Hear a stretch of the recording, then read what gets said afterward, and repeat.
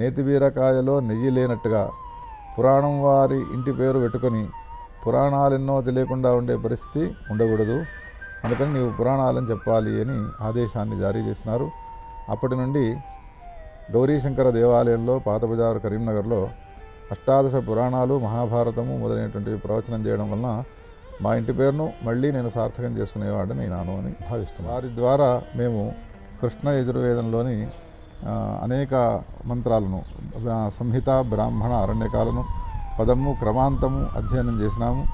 అదే కాలంలో మాకు శాస్త్రి గారు, మా గురువు గారు అయినటువంటి విశ్వనాథ శాస్త్రి గారు సంస్కృత ప్రవేశ నుండి ప్రారంభించి, శబ్దమంజరి నుండి ప్రారంభించి బ్రహ్మసూత్రాల వరకు ఆరంభం చేసినారు అన్ని గ్రంథాలను. ఉదయాత్పూర్వమే నిద్రలేచి సుప్రభాతాన్ని చదివి గురుచరణాలను శిరస్సునందు భావన చేసి ఆ తర్వాత స్నాన సంధ్యాది అనుష్ఠానాలను ముగించుకొని ఆ సంధ్యానుష్ఠానం కాగానే శాలిగ్రామ పూజ, జగద్గురు శంకరాచార్యుల వారు మనకు విధించినటువంటి పంచాయతన పూజ, ఆ పంచాయతన పూజలో ముఖ్యంగా అమ్మవారంటే ఇష్టమై ఉన్నందువలన ఆమె యొక్క మంత్రాన్ని అనుష్ఠానం చేయాలనేటువంటి సంకల్పం ఉండడం వలన శ్రీ విద్యా సంబంధమైనటువంటి అనుష్ఠానాన్ని చేయడము, శ్రీచక్రార్చన ఒక దేవతామూర్తిగా, ఒక ఋషి వలె, ఒక గౌరీశంకరుని వలె భావించి ఎవ్వరికీ దొరికినటువంటి అవకాశం నాకు దొరికినది అని భావించి నేను సేవ చేస్తూ ఉంటాను. ఈ సందర్భ వృద్ధాశ్రమాల్లో వేస్తారు. అందుకని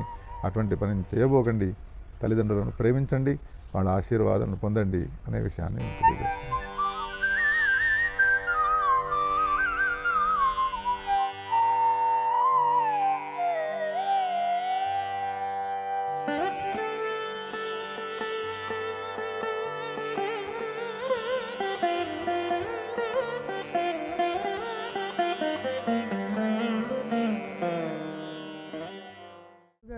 అలాగే మీరు శ్రీ విద్య పూర్ణ దీక్ష తీసుకున్నారని కూడా విన్నాము. అసలు ఆ శ్రీ విద్య గురించి మీరు కొంచెం పరిచయం చేసి మాకు, అట్లాగే ఎవరు గురువులు, ఆ శ్రీ విద్య పూర్ణ దీక్ష తీసుకోవడం వల్ల మన యొక్క అనుష్ఠానం ఇంకా ఎలా బలపడుతుంది, దినచర్య ఎలా ఉండాలి అన్నది మీరు కొంచెం మాకు చెప్పగలుగుతారండి? అరుణాం కరుణాతరంగితాక్షీం ధృతపాశాంకుశ పుష్పబాణచాపాం అణిమాదిభిరావృతాం మయూఖైరహమిత్యేవ విభావయే భవాని అని ఈ శ్లోకాన్ని ప్రతి శ్రీ విద్యా ఉపాసకుడు లలితా సహస్రనామము పారాయణం చేసే ముందు ధ్యాన శ్లోకముగా పఠిస్తాడు. అసలు శ్రీ విద్యా మంత్రాలను ఎందుకు ఉపదేశంగా పొందాలి, దానివలన సాధించవలసినటువంటి ఫలం ఏమిటి అని ప్రశ్న వేస్తే ఆ ప్రశ్నకు సమాధానం ఒకటే, అహమిత్యేవ విభావే భవాని. నేను ఉపాసించేటువంటి శ్రీచక్రరాజంలో ఉన్నటువంటి ఏ భవాని లలితా మహాత్రిపుర సుందరి కలదో ఆ లలితా మహాత్రిపుర సుందరి నాకన్నా వేరయ్యున్నది అని భావించడం కాదు. వేదాంత శాస్త్రంలో అనేక ఉపాసనలు ఉన్నాయి. అందులో అహంగ్రహోపాసన అని చాలా గొప్పనైనటువంటి ఉపాసన. అహంగ్రహోపాసన అంటే నేను పరమాత్మనై ఉన్నాను, సూర్యమండలంలో బ్రహ్మ ఉన్నాడు, ఆ బ్రహ్మను నేనై ఉన్నాను అని అనుకోవడం ఏదైతే ఉన్నదో దీన్ని అహంగ్రహోపాసన అని అంటారు. శ్రీచక్రంలో ఉన్నటువంటి ఏ భవానీ లలితా మహాత్రిపుర సుందరి కలదో ఆ లలితా మహాత్రిపుర సుందరి బ్రహ్మస్వరూపిణి, బ్రహ్మస్వరూప అని కూడా ఆమెను కీర్తించినారు వ్యాసుల వారు పురాణాల్లో.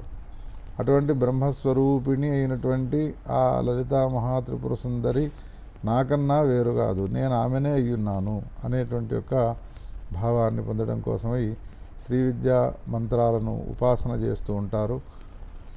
తత్వమసి అహం బ్రహ్మాస్మి అని వేదాంతములలో, ఉపనిషత్తులలో ఏ మాటలైతే చెప్పబడ్డాయో, ఏ వాక్యాలైతే ఉట్టంకింపబడ్డాయో, ఏ ఉపనిషత్తులకు, భగవద్గీతకు, బ్రహ్మసూత్రాలకు జగద్గురు శంకరాచార్యుల వారు భాష్యాన్ని రచించి ఒక అద్వైత సిద్ధాంతాన్ని మనకు తెలియపరిచి అధ్యయనం చేసిన తర్వాత పరిణతిని పొందినటువంటి వ్యక్తి అహం బ్రహ్మాస్మి అనేటువంటి యొక్క అనుభవవాక్యజన్యమైనటువంటి జ్ఞానాన్ని పొంది వాడు బ్రాహ్మీ స్థితిని పొందుతాడో అటువంటి స్థితి ఏర్పడుతుంది శ్రీ విద్యా మంత్రాల యొక్క అనుష్ఠాన చేయడం వలన.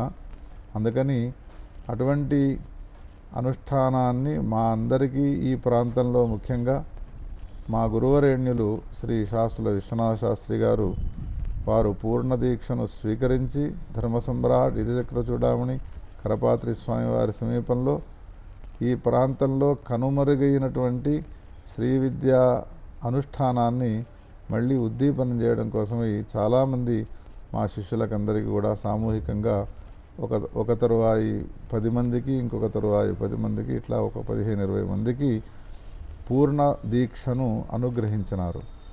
అనుగ్రహించడానికి పూర్వము విడివిడిగా మంత్రాలను ఉపదేశం చేసి గణపతి, బాలా, త్రిపుర సుందరి, పంచదశి, లఘు షోడశి ఇవి ఇచ్చిన తర్వాత మహాషోడశి మహామంత్రాన్ని ఇస్తూ ఆ సందర్భంలో శ్రీ విద్యారత్నాకరంలో చెప్పబడ్డ ప్రకారాన్ని అనుసరించి, ప్రక్రియను అనుసరించి ధర్మసమ్రాట్ కరపాత్రి స్వామివారు ఏ దీక్షా గ్రహణ నియమాలను సూచించినారో వారు దీక్ష స్వీకరించినప్పుడు ఏ విధంగా దీక్షను స్వీకరించినారో అదేవిధంగా మా అందరికీ కూడా అటువంటి దీక్షను అనుగ్రహించినారు. ఈనాటి వరకు కూడా చాలామంది ఉపదేశాన్ని పొంది ఉన్నారు. అటువంటి గురువరేణ్యుల ద్వారా ఉపదేశాన్ని పొందిన మేము ఈ ప్రాంతంలో ఆవరణ పూజ మొదలైనటువంటి అనుష్ఠానాలను కొనసాగిస్తూ ఉన్నాము. ధర్మసమ్రాట్ ఇదిచక్ర చూడామణి కరపాత్రి స్వామివారి సంప్రదాయము అని ఒకటి ప్రత్యేకంగా ఏర్పడ్డది. శ్రీ విద్యలో అనేక సంప్రదాయాలు ఉంటాయి. అందులో కరపాత్రి వారి సంప్రదాయము, కళ్యాణానంద భారతీ స్వామివారి సంప్రదాయము అని ఇట్లా భేదాలున్నాయి. అందులో కరపాత్రి సంప్రదాయము అనేటువంటి పేరుతో పిలువబడేటువంటి ఈ సంప్రదాయము దక్షిణామూర్తి సంప్రదాయము. ఈ సంప్రదాయంలో నవావరణలకు బదులు దశావరణలు ఉంటాయి. భూపురత్రయము అని శ్రీచక్రంలో 3 రేఖలు ఉంటాయి. ఆ 3 రేఖలు ఉండి పూజ ఉండనిది ఒక సంప్రదాయం ఉంటుంది. 3 రేఖలు ఉండవు, పూజ ఉండదు, అదొక సంప్రదాయం ఉంటుంది.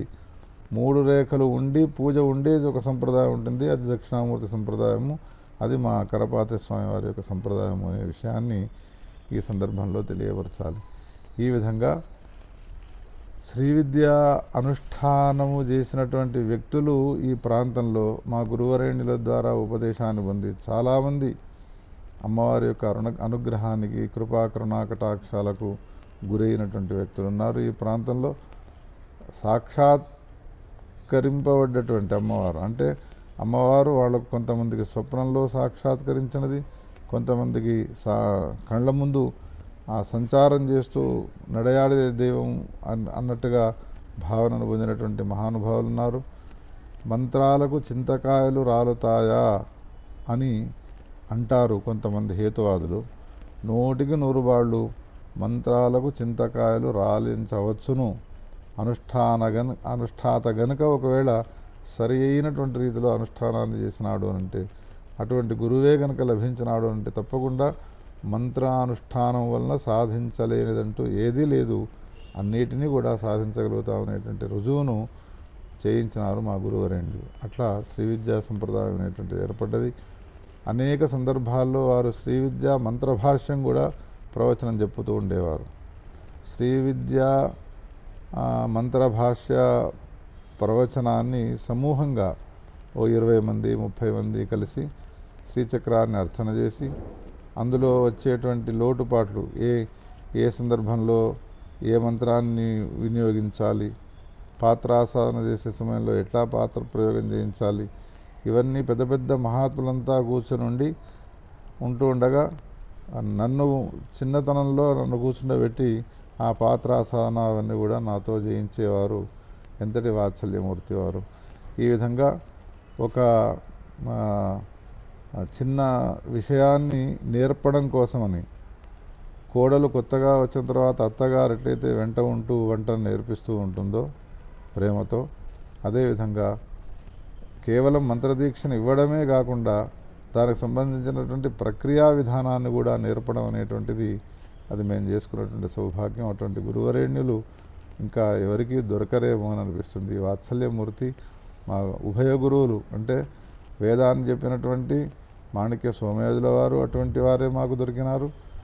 శ్రీ విద్యా దీక్షను ఇచ్చి మంత్రోపదేశం చేసి శాస్త్రాన్ని నేర్పినటువంటి శాస్త్ర మార్గంలో పెట్టినటువంటి గురువైన శాస్త్ర విశ్వనాథ శాస్త్రి గారు కూడా అటువంటి వారే దొరకడం మా సౌభాగ్య విశేషమైనది. తర్వాత మేము మా గురువరేణుల యొక్క ఆదేశాన్ని స్వీకరించి శ్రీ విద్యను మా గురువు గారు ప్రచారం చేసినట్టుగా మేము కూడా ప్రచారం చేయాలి అనే ఉద్దేశంతో శ్రద్ధాళువులై సదాచార సంపన్నులైనటువంటి వ్యక్తులకు మేము నేర్పుతూ ఈ సంప్రదాయాన్ని ముందుకు కొనసాగిస్తూ ఉన్నాము.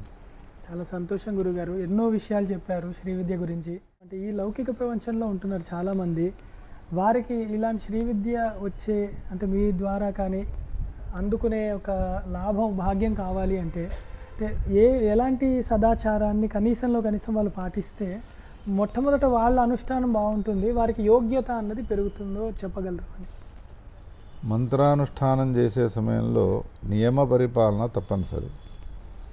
నియమ పరిపాలన లేకుండా మంత్రానుష్ఠానము కనుక ఒకవేళ చేస్తే ఆ మంత్రము ఫలాన్ని ఇవ్వదు. ఆయుర్వేద శాస్త్రంలో ఔషధాన్ని ఇచ్చే సమయంలో ఆ చికిత్సను చేసేటువంటి వైద్యుడు ఉంటాడో మందును ఇస్తూ ఏం చెప్పుతాడు అనంటే మీరు నియమాలను పాటించాలి, పథ్యాన్ని సేవించాలి, పథ్యమును సేవించక ఔషధాన్ని సేవిస్తే ప్రయోజనం లేదు అని. ఇప్పుడేమైనది, పథ్యమును సేవిస్తూ ఔషధాన్ని సేవించడం వలన రోగ నివృత్తి ఎట్లయితే అవుతుందో నియమాన్ని పాటిస్తూ మంత్రానుష్ఠానాన్ని మంత్ర సాధనను చేసినట్టయితే ఆ మంత్రమే ఫలాన్ని ఇస్తుంది. పథ్యము లేకుండా ఔషధ సేవనం రోగాన్ని ఎట్లయితే నివృత్తి చేయదో నియమ పరిపాలన లేకుండా మంత్రానుష్ఠానం చేసినా కూడా ఆ మంత్రం కూడా వానికి ఫలాన్ని ఇవ్వదు అని స్పష్టంగా చెప్పినారు. అందుకని నియమాలు ఏమిటి అనంటే తమో గుణానికి సంబంధించినటువంటి ఆహారాన్ని వదిలిపెట్టాలి. ఉదాహరణకు ఉల్లిగడ్డ వెల్లిపాయలు తినకూడదు, హోటళ్లలో భోజనం చేయకూడదు, నిలబడి మలమూత్ర విసర్జన చేయకూడదు. ఇండ్లలో కనుక ఒకవేళ బయట ఉన్నటువంటి స్త్రీలు ఉన్నట్టయితే వాళ్ళు దూరంగా ఉండాలి, ఇల్లంతా సంచారం చేయకూడదు.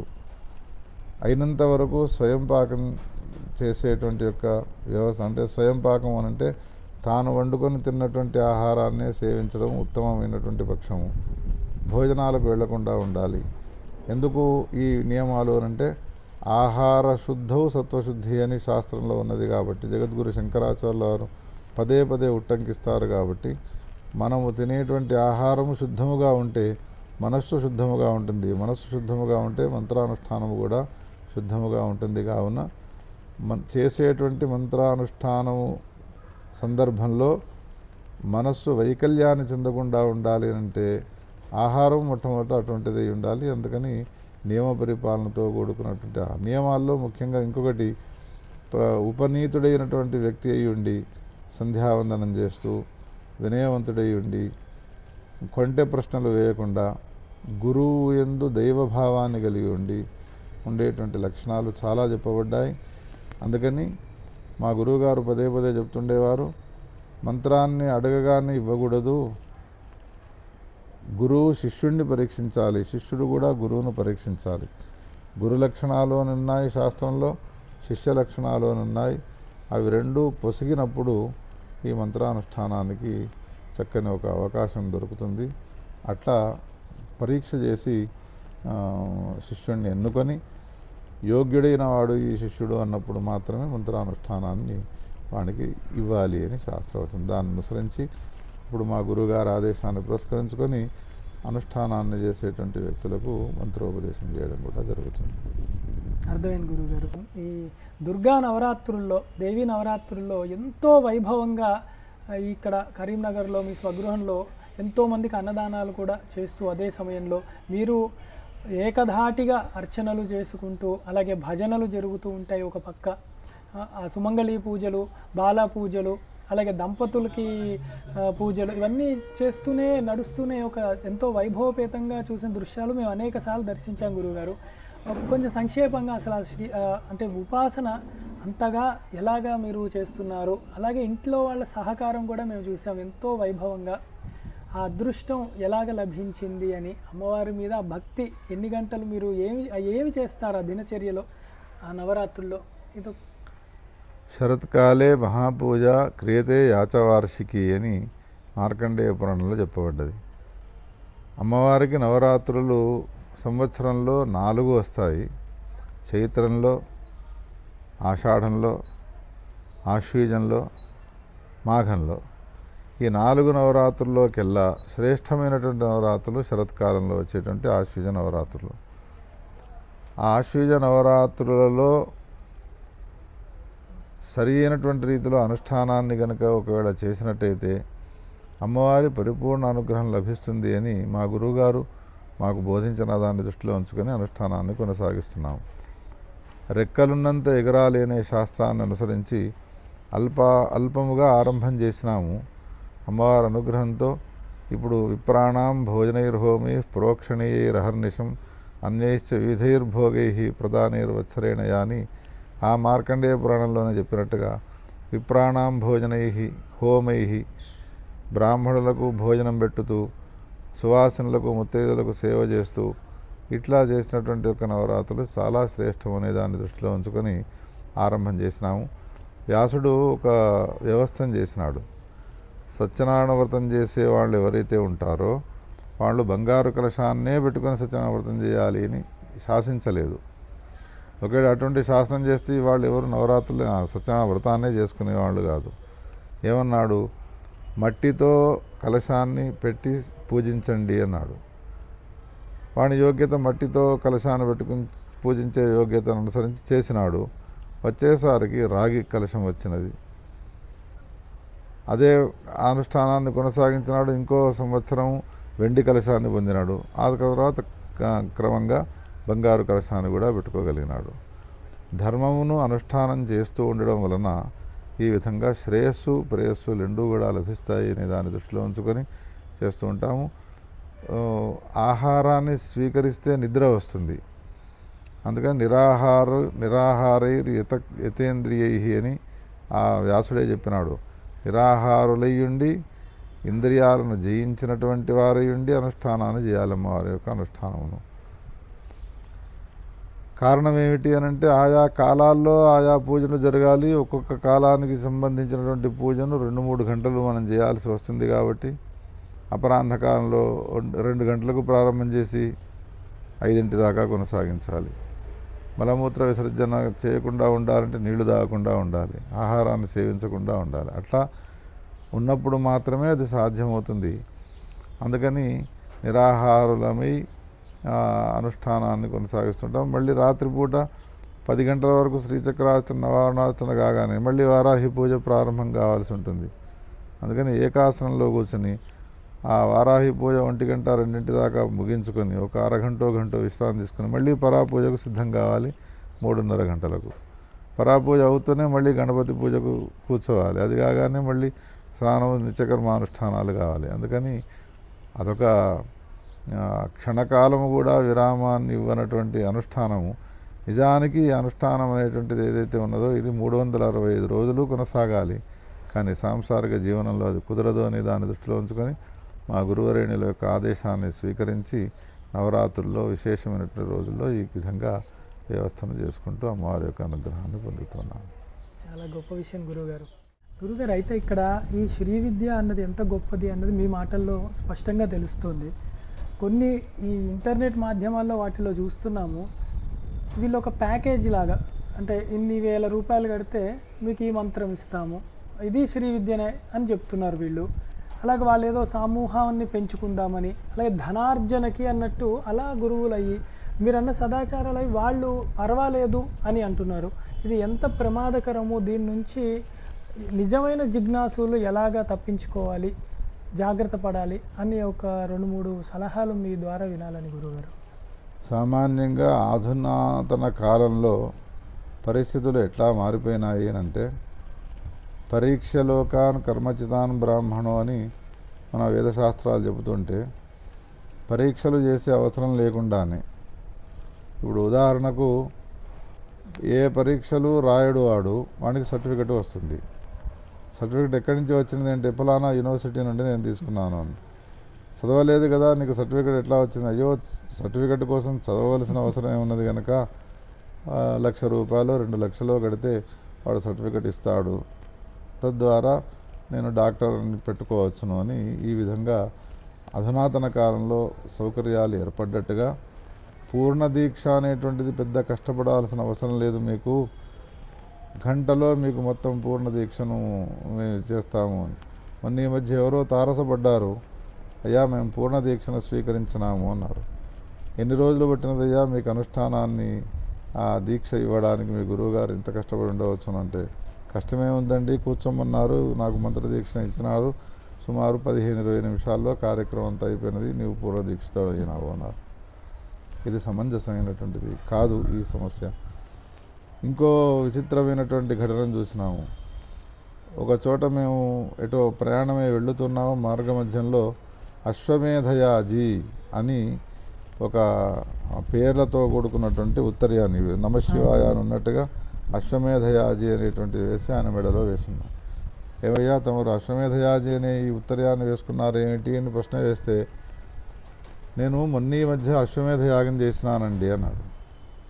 అశ్వమేధ యాగం కలియుగంలో నిషిద్ధమై ఉన్నది కదా, మీరు ఎట్లా చేసినారు? నాకు చిరకాల వాంఛ ఉండే, చాలామందిని అడిగినాను కానీ ఎవరు కాదన్నారు. కానీ మొన్న ఈ మధ్యలో హైదరాబాదులో ఒక బ్రాహ్మణోత్తముడు నాకు తారసపడి నా చేత అశ్వమేధ యాగాన్ని చేయించినాడండి. ఎన్ని రోజులు పట్టినది అశ్వమేధ యాగానికి అని అడిగితే, రోజులేమిటి 3 రోజుల్లో చేసినారు. ఒక గుర్రాన్ని తెప్పించినారు, దానిపైన కూర్చుండబెట్టి యాగశాల చుట్టూ తింపి ఆ తర్వాత పెద్ద పూర్ణాహుతి చేసినారు. పూర్ణాహుతి అయిన తర్వాత అశ్వమేధ యాగం, అశ్వము పైన ఎక్కించి తింపడమే అశ్వమేధ యాగం అన్నారు. ఈ మెడలో ఈ కండువా వేసినారు అశ్వమేధ యాగి అన్నారు. చేయించుకునేవాళ్ళు ఇటువంటి వాళ్ళు ఉంటూ ఉండగా చేసేవాళ్ళు ఇంకా ఎటువంటి వాళ్ళు ఇప్పుడే విన్నారు కదా. ఇట్లా శ్రీ విద్యా విషయంలో కూడా అనేక రకాలైనటువంటి అపోహలను కలిగింపజేసి విధి విధానాలు తెలియనటువంటి వ్యక్తులు ఎవరైతే ఉన్నారో వాళ్ళంతా కూడా ఏమాత్రము తెలియని వాళ్ళు, ధనము బాగా ఉన్నది అని వాళ్ళ దగ్గర ధనాన్ని పట్టించడం కోసమని అనేక అధార్మికమైనటువంటి మార్గాలను అవలంబించి ఇటువంటి ఉపదేశాలు చేస్తున్నారు. ఇది దేశానికి క్షేమంకరం కాదు, వ్యక్తులకు క్షేమంకరం కాదు అనే విషయాన్ని గమనించాలి. యూట్యూబ్ల మాధ్యమము ద్వారా మంత్రాన్ని ఉపదేశం ఇవ్వడం కూడా అంత సమంజసం కాదనే విషయాన్ని మనకు జగద్గురువుల వారు కూడా మొన్న ఈ మధ్య చెప్పినారు. అందుకని దీన్ని అయినంత వరకు తప్పించి విధిపూర్వకముగా గురువు సమీపంలో ఉంటూ ఉండగా సంప్రదాయ ఆచార వ్యవహారాలన్నిటి కూడా తెలిపి, అందుకనే వ్యాసుల వారు పురాణంలో ఏం రాస్తారంటే, జ్ఞాత్వా ప్రారభ్య కురువీత నకురువాణో వినశ్యతి అంటారు. మంత్రానికి సంబంధించిన విషయాన్ని తెలుసుకొని, నియమాలను తెలుసుకొని ఆ తర్వాత అనుష్ఠానాన్ని మంత్రాన్ని ఉపదేశంగా పొందాలి అనేటువంటి దాన్ని అయినంతవరకు ప్రచారం చేయాలి. అట్లా చేసినప్పుడు మాత్రమే వానికి శ్రేయస్సు లభిస్తుంది అనేది మా గురువుగారు మాకు చెప్పినటువంటి విషయం. అలాగే గురుగారు, అయితే మీరు ఎక్కువగా నేను ఇక్కడ కరీంనగర్లో అలాగే మన గృహానికి వచ్చేవాళ్ళు వీళ్ళందరినీ కూడా ప్రత్యక్షంగా మీరు కూడా ఎక్కువగా అందరికీ ఈ మహాదేవ నామాన్ని జపిస్తూ ఉండండి అని చెప్పి, దానికి ఎంత అధిక సంఖ్యలో చేసే వాళ్ళకు కూడా మీరు సత్కరించడం ఇలాంటివి కూడా జరుగుతూ ఉన్నాయి. అందుకని మహాదేవ నామం యొక్క గొప్పతనము కొంచెం మీరు చెప్పగలరని. మహాదేవ మహాదేవ మహాదేవేతి వాదనం వత్సం గౌరివ గౌరీషో ధావంతం అనుధావతి అని ఒక చోట పురాణంలో కనబడ్డది. మహాదేవ నామాన్ని మనం ఉచ్చరిస్తూ ఉంటే మన వెంట శంకరుడు పడతాడు. ఎట్లా పడతాడు అని అంటే, అప్పుడే ఈనినటువంటి లేగదూడను తీసుకుని వెళుతుంటే లేగదూడ కొరకై ఆవు వెంటబడ్డట్టుగా, లేగదూడ వంటి మహాదేవ నామాన్ని మనం ఉచ్చరిస్తూ వెళితే ఆవు వంటి శంకరుడు మన వెంట పడతాడు. ఇదొక చోట చెబితే, బ్రహ్మవైవర్త పురాణంలో శ్రీకృష్ణ జన్మఖండం అనే గ్రంథంలో వ్యాసుడు ఏం చెప్పినాడు అనంటే, రాధాదేవి కృష్ణుని యొక్క ప్రేమను పొందినటువంటి మూర్తి. కృష్ణుని యొక్క ప్రేమ సంపూర్ణమైనది నాయందే ఉన్నది, నన్ను తప్ప ఇంకెవరిని కూడా ప్రేమించడు అని ఆమె విశ్వాసం, అహంకారం కూడా. అటువంటి రాధాదేవి ఒళ్ళో పడుకోనున్నాడు ఒకనాడు కృష్ణ పరమాత్మ. ఇంతలో ఒక సన్యాసి ఏదో గొణుక్కుంటూ వెళుతున్నాడు. రాధమ్మ ఒడిని వదిలిపెట్టి ఆ సాధువు వెంటబడ్డాడు. ఆమె ఆశ్చర్యానికి అవధి లేదు. 1-2 గంటలు అటు తిరిగి వచ్చిన తర్వాత కృష్ణుణ్ణి నిలదీసినది. అందరికంటే ప్రేమ నాయందే ఉన్నది అని నేను భావిస్తూ ఉంటే నన్ను వదిలిపెట్టి ఆ సాధువు వెంటబడ్డావు, నాకంటే గొప్పతనం వాడి దగ్గర ఏమున్నది అని అడిగితే అప్పుడు కృష్ణుడు చెప్పిన సమాధానం ఆశ్చర్యాన్ని కలిగిస్తుంది.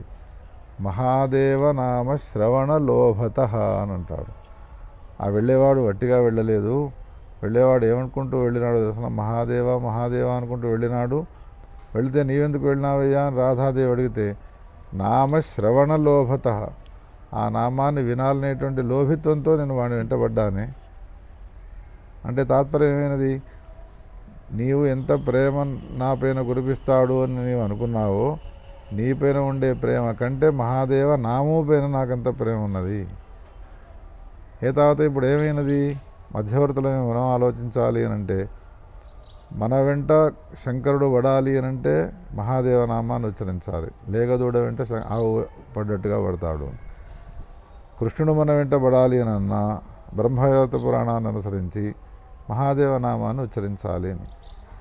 ఇవన్నీ ప్రమాణ వాక్యాలను చూసిన తర్వాత శివకేశవులు ఇద్దరూ మన వెంటబడాలి అని అంటే మనం మహాదేవ నామాన్ని ఎంచుకోవాల్సిందే తప్ప ఇంకోటి గత్యంతరం లేదు అనేది ఇదొక కారణమైతే, ఇంకొక ప్రధానమైన కారణం కూడా ఉన్నది. మన ప్రాంతంలో పేరు మోసినటువంటి గురువులుగా భావించేటువంటి కొంతమంది ఏం చేస్తూ ఉన్నారు అని అంటే, మంత్రదీక్షను ఇచ్చిన తర్వాత మనం వైష్ణవులము ఇక ముందు శివుని యొక్క పూజను చేయకూడదు, శివుని యొక్క ఆరాధన చేయకూడదు, శివనామాన్ని ఉచ్చరించకూడదు అని నారాయణ నామాన్నే ప్రచారం చేస్తూ శివాలయాల్లోకి వెళ్ళనీయకుండా చేస్తూ శివుని యొక్క తీర్థాన్ని స్వీకరించకుండా చేస్తూ ఉన్నటువంటి ఘటనలు విని విని చాలా విసుగు చెంది ఎట్లయినా చేసి కొంచెం మార్పు తీసుకురావాలి, ప్రజల్లో చైతన్యాన్ని కలిగింపజేయాలి అనే దాన్ని దృష్టిలో ఉంచుకొని జగద్గురుల యొక్క ఆశీర్వచనాన్ని స్వీకరించి ఈ ఉద్యమాన్ని ప్రారంభించడం జరిగినది.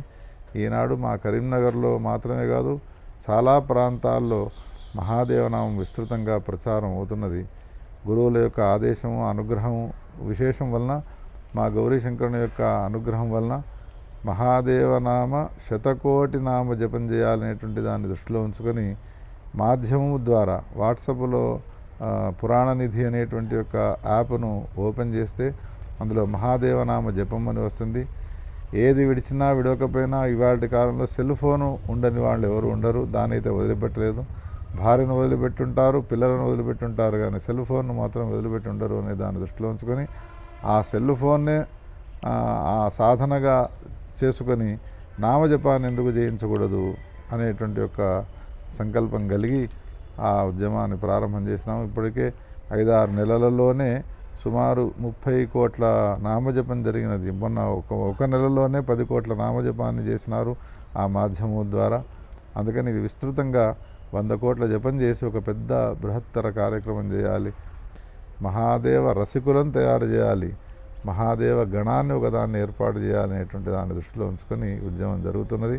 జగద్గురువుల యొక్క అనుగ్రహంతో అది సక్రమంగా కొనసాగుతున్నది. చాలా గొప్ప ఆలోచన గురుగారు. అందరూ కూడా విన్నారు కదా మహాదేవ నామము యొక్క గొప్పతనము. అది అటు శైవముకి ఇటు వైష్ణవముకి కూడా చక్కగా ఐక్యాన్ని కలిగించేది. ఇరువురు దేవతల యొక్క కటాక్షాన్ని మన యందు ప్రసరింపజేసే మహాదేవనామం యొక్క గొప్పతనాన్ని గురువు గారి నోటనే విన్నాము. మనం కూడా ఆ పురాణ నిధి యాప్ దాన్ని డౌన్లోడ్ చేసుకొని దానిలో ఉంటుంది ఈ మహాదేవ జపం ఎలా చేయాలి, ఎన్నిసార్లు చేయాలి, అది ట్రాకింగ్ అంతా కూడా. అందరూ కూడా ఇవాళ నుంచి అతి త్వరగానే ఆ పురాణ నిధి యాప్ని డౌన్లోడ్ చేసుకొని చక్కగా మహాదేవ జప యజ్ఞంలో, అంటే యజ్ఞానం జపయజ్ఞోస్మి అన్నారు కాబట్టి భగవానుడే, ఆ మహాదేవ జపనామ యజ్ఞంలో మనందరం కూడా పాల్గొనవలసింది.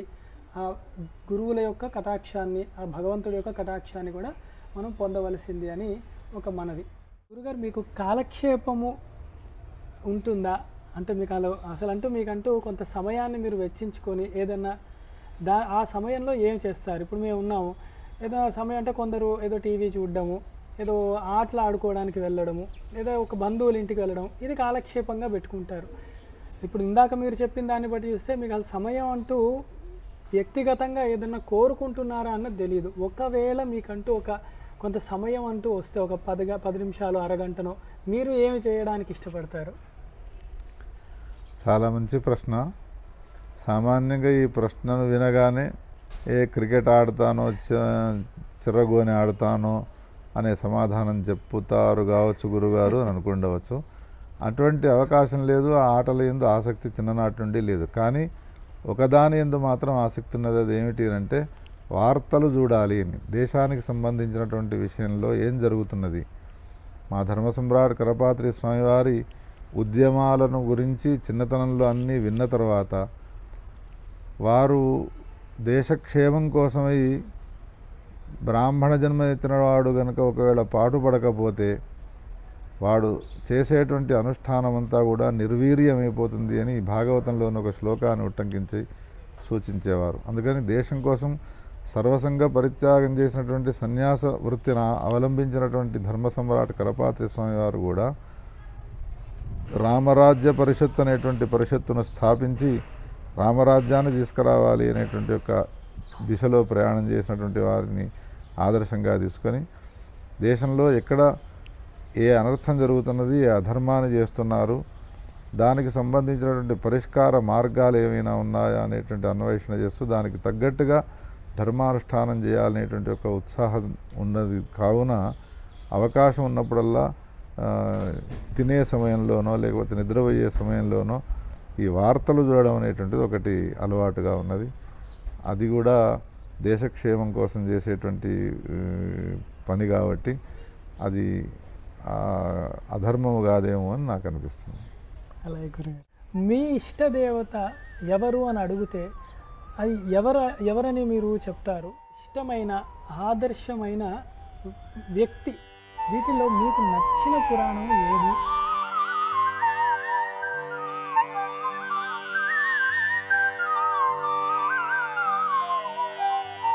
నమః పార్వతీపతయే హర హర మహా